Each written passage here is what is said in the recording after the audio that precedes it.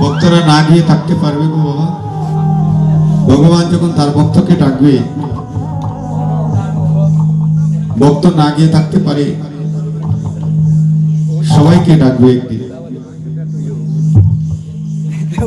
কেউ শিশু বয়সে ডাক শুনে, কেউ যৌবনে শুনে, কেউ বৃদ্ধকালে শুনে, একবার হলে শুনে।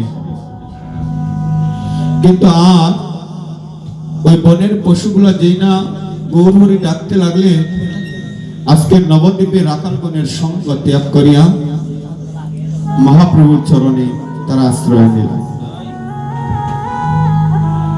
আশ্রয় নিল। আশ্রয় নিয়ে যেই না গৌরহরির দিকে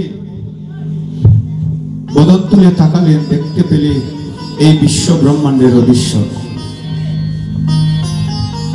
তাদের পশুত্ব জ্ঞান দুরবিত হয়ে গিয়ে মনুষ্য জ্ঞান রূপান্তরিত হয়ে গিয়েছে।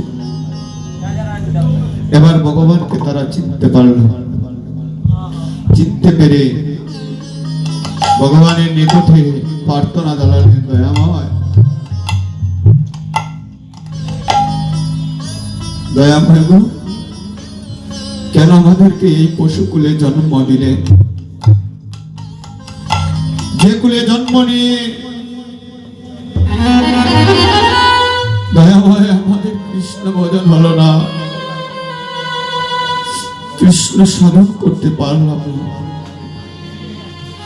এমন কুলে জন্ম দিলে একদিন তোমাকে বদন কুলে ডাকতেও পারলাম না। দয়াময়, আবার যদি পাঠাও হবে, যেন কৃষ্ণ ভক্ত মায়ের ঘরে জন্ম দিয়ে আমাদেরকে পাঠিয়ে, আর সেদিন যেন তোমার নামের গুণগান আমরা গাইতে পারি, তোমার নামের গুণগান আমরা যেন গাইতে পারি।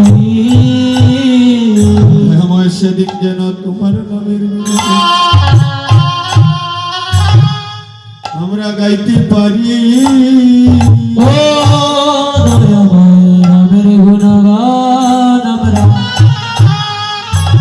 গাইতে পারি। সেদিন পশুজন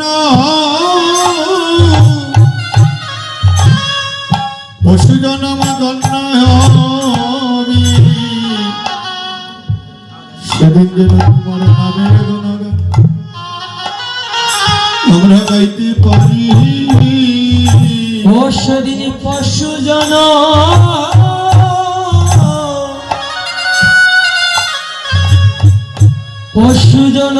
ধন্য হবে, সেদিন যেন নামের গুণগান আমরা গাইতে পারি। সেদিন পশুজন